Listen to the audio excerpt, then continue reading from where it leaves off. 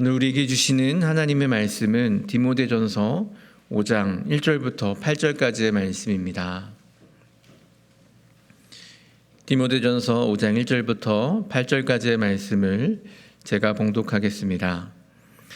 늙은이를 꾸짖지 말고 권하되 아버지에게 하듯 하며 젊은이에게는 형제에게 하듯 하고 늙은 여자에게는 어머니에게 하듯 하며 젊은 여자에게는 온전히 깨끗함으로 자매에게 하듯 하라. 참 과부인 과부를 존대하라. 만일 어떤 과부에게 자녀나 손자들이 있거든 그들로 먼저 자기 집에서 효를 행하여 부모에게 보답하기를 배우게 하라. 이것이 하나님 앞에 받으실 만한 것이니라. 참 과부로서 외로운 자는 하나님께 소망을 두어 주야로 항상 간구와 기도를 하거니와 향락을 좋아하는 자는 살았으나 죽었느니라.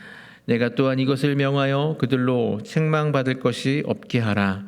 누구든지 자기 친족 특히 자기 가족을 돌보지 아니하면 믿음을 배반한 자요 불신자보다 더 악한 자니라. 아멘. 이것은 살아계신 하나님의 말씀입니다. 할렐루야. 한 주간 잘 지내셨나요? 오늘 기도가 참 감동을 받았습니다. 감사합니다. 지난 한 주간 지내시면서 혹시 무슨 소리 못 들으셨어요? 여러분들? 저는 들었는데 정말 못 들으셨나 보네요. 아주 작은 소리가 들렸는데 무슨 소리냐면 가을이 오는 소리였습니다. 색이 조금씩 바뀌고 있더라고요. 그 색이 소리로 들려오는데 그 소리를 들으면서 제가 짧은 글을 한번 적어봤어요. 한번 읽어드릴게요. 제목은 소리예요. 어젯밤 창문 두드리는 소리 있어 잠 깼네. 부스스 눈 비비고 커튼 젖히니 빈님이었네. 새 계절 저만치 온다고 소식 전하려 창문 두드렸는데 왜 이제 얼굴 보이냐며 짜증도 살짝 냈다네. 나는 들었네. 저만치 오고 있는 가을의 소리. 나는 또 들었네. 저만치 떠나가는 여름의 소리. 그렇게 오고 가는 계절의 소리. 오랜 내 귀 열려 그 소리 들었으니 행복하여라. 소리 있어 내가 있고 내가 있어 소리 있으니 그 소리 하늘의 소리. 이젠 하늘과 함께 살아가리라. 이 글에 대한 평가는 해주지 마시고요. 가을의 문이 열리고 있는데 여러분도 한번 글을 한번 써보세요. 얼마나 좋습니까? 글은 잘 못 쓰지만은 이렇게 쓰니까 왠지 마음이 좀 풍성해지는 것 같아요. 여러분도 이 가을 맞이하면서 삶이 더욱더 풍성해질 수 있길 바랍니다. 여러분 계절은요 변함이 없어요. 그렇죠? 계절은 변함이 없어요. 그래서 떠날 때는 또 이게 매정하게 떠나요. 찾아올 때는 살며시 조용히 찾아오는 것이 계절이지요. 여러분 철이 든 사람들은요 계절에 얽매이지 않는다고 그래요. 여름철이 떠나가면 떠나가는 대로 보내주고 가을철이 찾아오면은 또 찾아오는 대로 맞이하며 산다는 거예요. 쉽게 말해서 철을 따라 산다는 거죠. 그래서 철든 사람이에요. 근데 세상에는 철든 사람만 있는 것이 아니라 어떤 사람 있죠? 철없는 사람들도 있어요. 그렇죠? 철이 안 든 철없는 사람들도 있단 말이에요. 그 철없는 사람들은 어떤 사람이냐? 떠나가는 여름철을 어떻게든지 잡아보려고 해요. 찾아오는 가을철을 어떻게든지 막아보려고 해요. 철을 모르는 거예요. 철을 모르고 철을 거부하고 사니까 철없는 사람이라고 하는 거죠. 인생도 그래요. 우리 인생을 빗댄 거예요. 인생도 그래요.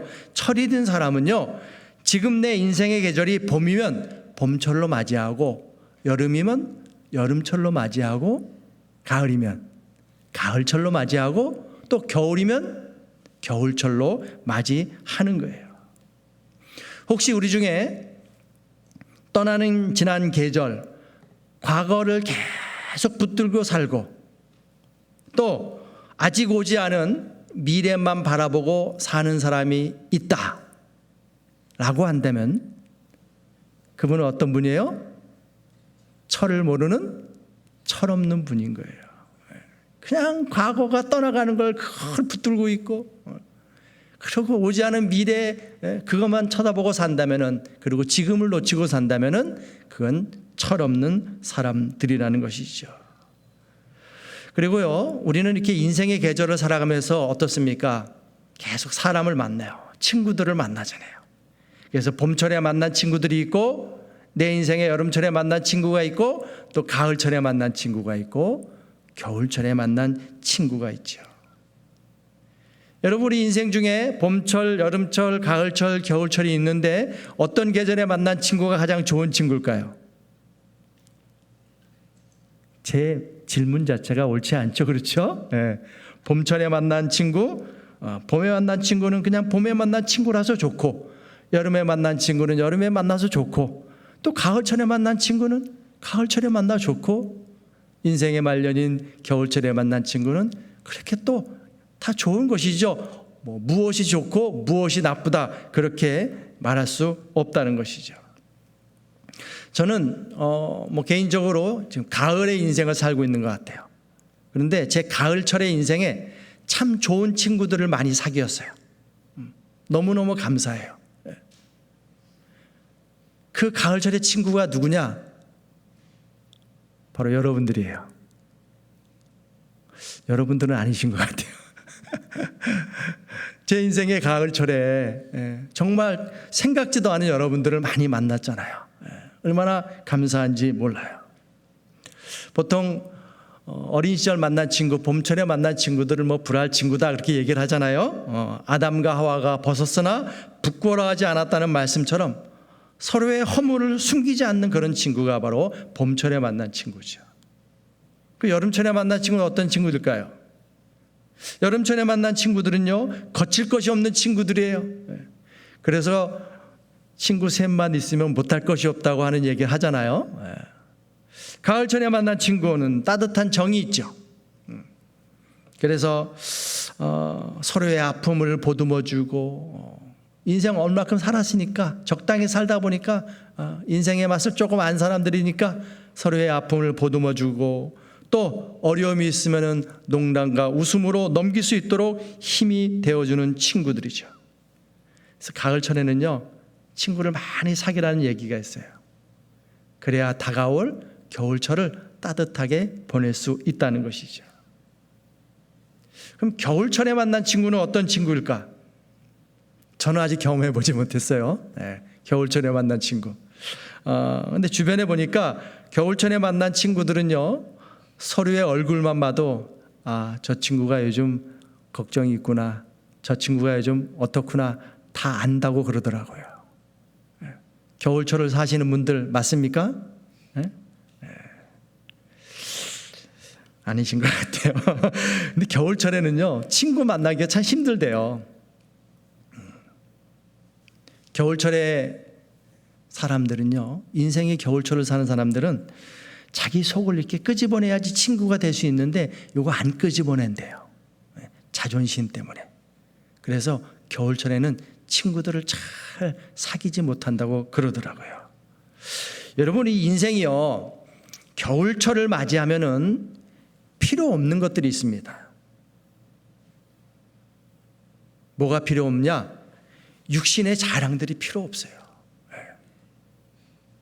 인생 80, 90, 100세가 됐는데 아직도 육신의 자랑을 한다? 어디에서 태어났다? 무슨 공부를 했다? 직업이 뭐였다? 얼굴이 잘생겼냐 못생겼냐? 이게 다 필요 없어진다는 거죠. 그런데 겨울철을 살면서도 여전히 이걸 자랑하고 자존심으로 내놓는 그런 분들도 있어요. 이런 분들은 어떤 분들? 철이 여전히 없는 분들이에요. 그러니까 주변에 친구들이 없는 것이죠. 그리고 겨울철에 만나는 친구들은 누군가를 먼저 떠나보내야 한다는 그런 아픔이 있기 때문에 또 잘 안 사귄다고 그러더라고요. 속을 다 내놓고. 하지만 여러분, 겨울철에도 친구들 많이 만드시기 바랍니다. 그래야 내 마지막 가는 길을 찬송 불러줄 수 있는 사람들을 많이 만나셔야 돼요. 그래야 내 인생이 풍성해질 수 있는 것이죠. 저는 말씀을 준비하면서 저의 지난 시절을 한번 생각해 봤어요. 봄철에 만난 친구들, 지금도 뭐 서로 연락을 하고 있지만은 그 친구들 때문에 마음껏 웃을 수가 있었죠. 여름철에 만난 친구들이 있어서 그들 때문에 내가 앞으로 어떤 삶을 살아야겠다, 인생의 조금 방향을 정할 수가 있었고요. 가을철에 만난 친구들은 인생의 후반전을 달려야 하는 제게 큰 힘이 되어 주었죠.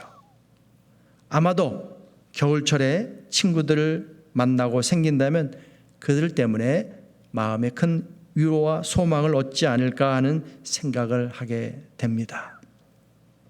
여러분, 우리가 이 땅에 살면서 정말 소중한 것이 하나가 있는데 그게 뭐냐면 이렇게 관계하며 사는 거예요. 관계하며 사는 거예요. 이게 너무 소중해요. 그래서 관계를 어떻게 하고 살 것인가에 따라서 내 인생의 삶의 질이 결정되는 거예요. 우리 주변에 관계가 안 좋아져서 정말 삶이 뒤틀어지는 그런 사람들도 많이 보잖아요. 반면에 관계가 좋아서 그 삶이 풍성해지는 사람들도 많이 볼 수가 있어요. 그래서 지난주에도 말씀 나눴지만은 내 인생의 계절에 관계의 바람이 불면은 하나님께 더 뿌리를 깊이 내리고 기도 많이 해야 합니다. 관계의 바람이 불어올 때 잘 극복해낼 수 있도록 기도 많이 해야 한다는 것이죠. 그 사진 작가 중에 나무 사진을 찍는 작가가 있어요. 이 작가는 나무를 그냥 어떻게 찍냐면은 아래에서 위로 찍어요. 그것도 나무와 나무 사이의 공간을 찍는 거예요. 그 사진을 이렇게 보고 있으면요, 참 신기해요. 그 산속에 나무들이 많은데 아래에서 위를 바라보면요, 그 나무와 나무 사이 빈 공간이 있고 그것이 어우러지는 모습들이 있더라고요. 근데 서로의 영역을 잘 침범하지 않아요. 신기하더라고요. 그 모습 보면서 나무들도 서로의 영역을 침범하지 않고 서로 공생하는 관계를 알고 있구나. 관계를 알고 있어요, 나무들도요. 저희 집 제 아들이 집에 가면 고양이가 2마리가 있는데 하나는 아들이 키우던 고양이고 하나는 며느리가 키우던 고양이인데 결혼하면서 고양이가 2마리가 합쳐진 거예요. 그런데 가보니까 이 두 놈도요 서로 관계하며 살더라고요. 서로의 영역을 침범하지 않아요. 밥을 줘도요 어떻게 집 앞그릇 아는지 딱 집 앞그릇 앞에 딱 앉아 있어요. 밥 달라고. 절대로 남의 밥그릇 건드리지 않아요. 동물들도 관계하는 법을 알고 있는 것이죠. 여러분, 이 땅에 사는 모든 것들은 이렇게 서로 관계하며 사는 거예요. 그래서 어떤 신학자는 이렇게 얘기해요. 모든 관계를 관계케 하시는 관계가 하나님이다. 다시 한번 해볼까요? 모든 관계를 관계케 하시는 관계가 하나님이다. 하나님을 관계라는 거예요. 참 의미 있는 적절한 표현 같아요.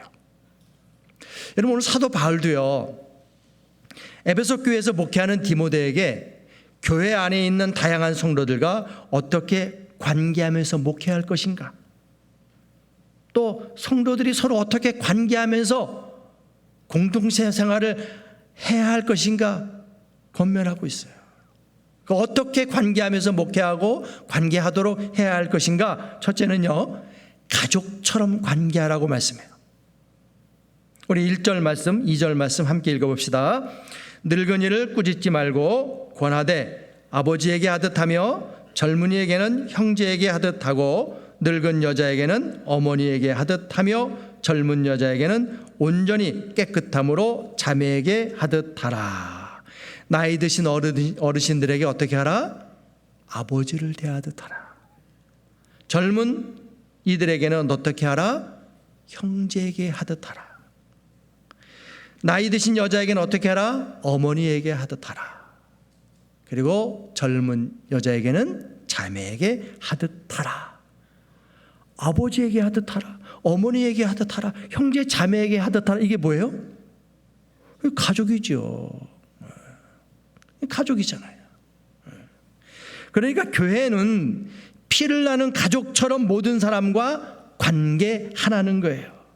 그렇게 목회하고 또 그렇게 성도들이 교제하는 공동체를 만들어 나가라라고 바울 사도가 디모데에게 목회적인 권면을 하고 있는 거예요. 여러분, 예수님도 똑같은 말씀하셨잖아요. 이웃을 어떻게 하라? 내 몸같이, 내 몸처럼 가족같이 사랑하라고 하셨습니다. 가족은 한 몸입니다, 여러분. 한 몸이에요.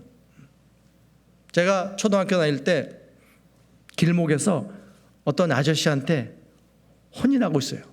근데 내가 왜 혼났는지는 기억은 안 나는데 혼난 건 기억나요.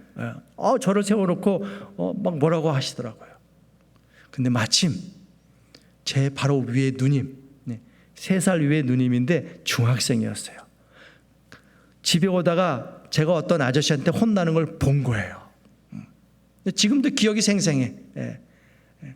까맣고 하얀 교복을 입은 3살 위 누님이 제가 혼나는 모습을 보고서 막 달려오더니 그 아저씨한테 막 크게 소리치면서 왜 내 동생 혼내냐고. 그러니까 이 아저씨가 저 혼내다가 깜짝 놀라서 막 도망갔어요. 그 기억이 생생해요. 여러분, 왜 어린 중학생 누나가 동생을 위해서 그렇게 소리를 질렀을까요? 너의 아픔이 나의 아픔이고 너의 기쁨이 나의 기쁨이고 뭐예요? 가족이니까요.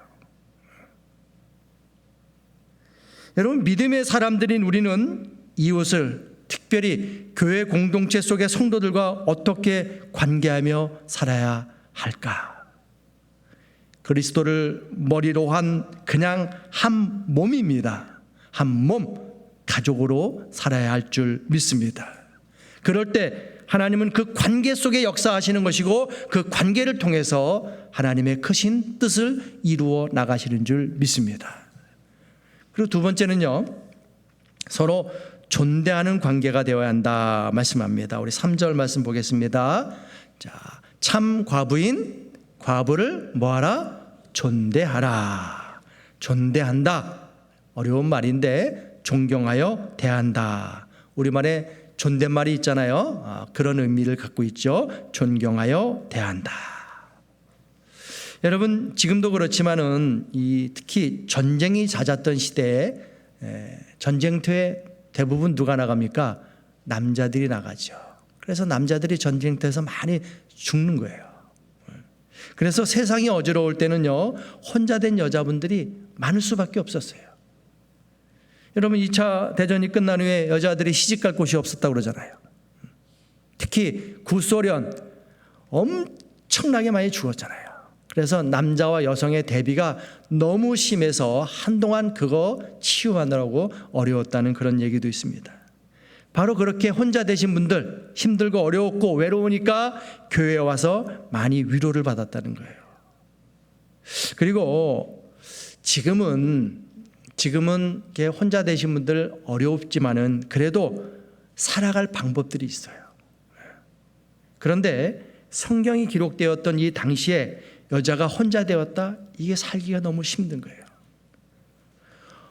돈을 벌어야 먹고 살 수 있는데 어디 가서 일할 곳이 없는 거예요.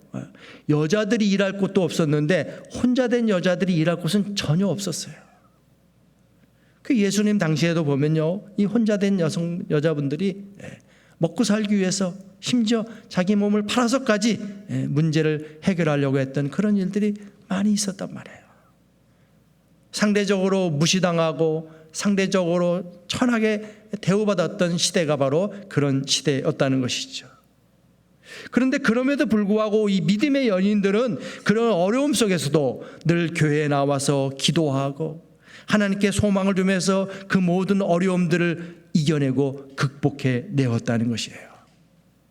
그래서 오늘 성경이 그런 여인들을 향해서 뭐라고 표현합니까? 참 과부라고 표현합니다. 가장 권위 있는 성경이라고 하는 킹 제임스 버전에서는 뭐라고 얘기하냐? 아나 위도우스라고 얘기해요. 무슨 말입니까? 존경받을 만한 분들이라는 거예요.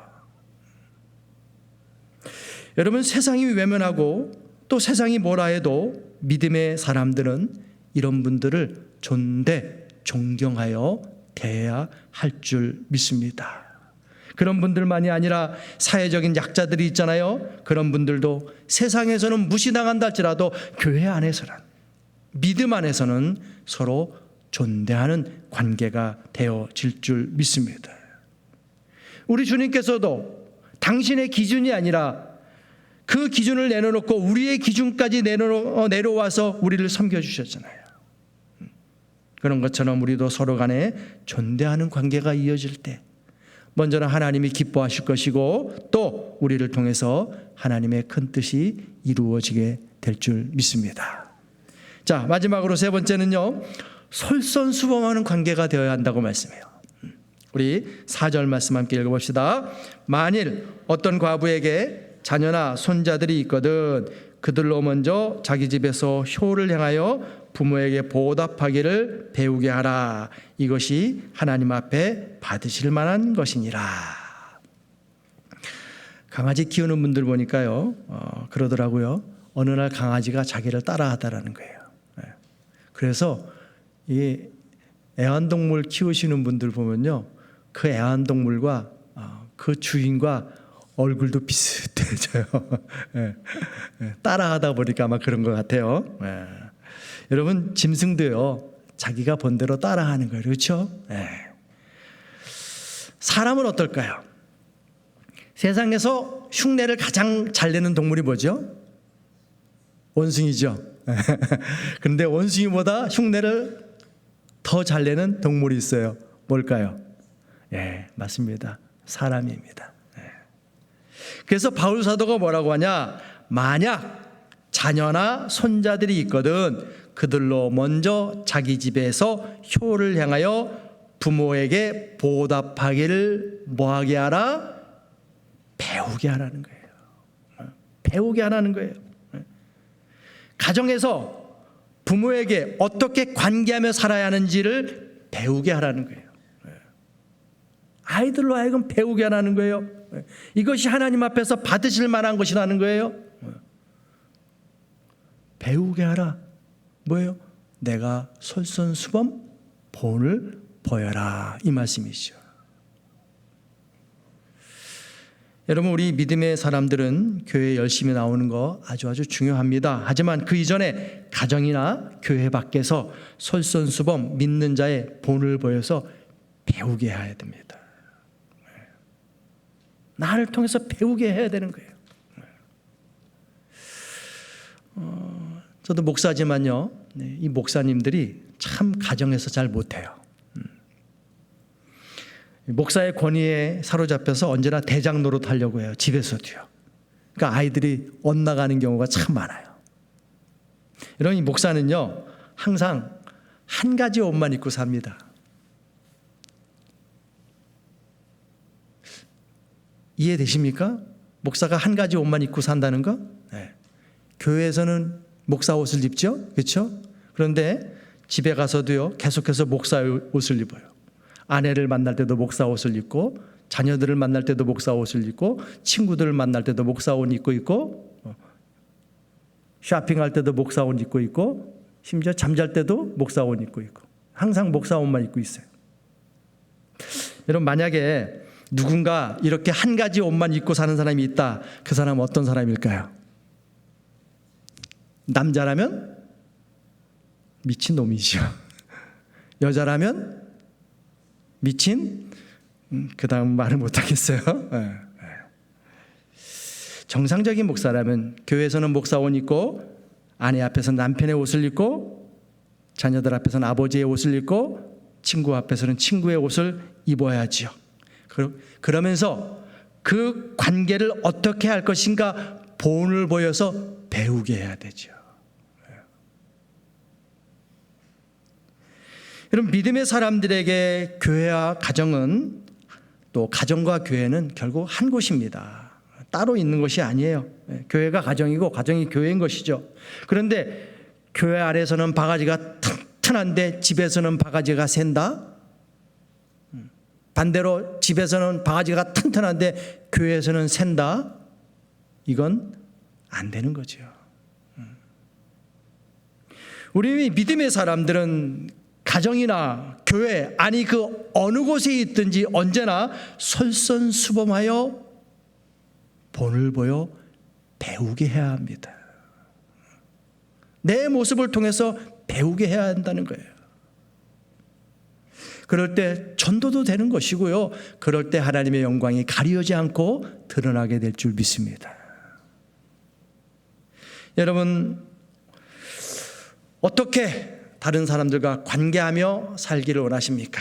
특히 교회와 가정 공동체 속에서 어떻게 관계하며 사시기를 원하십니까? 여러분, 우리는 그리스도를 머리로 한 한 몸들입니다.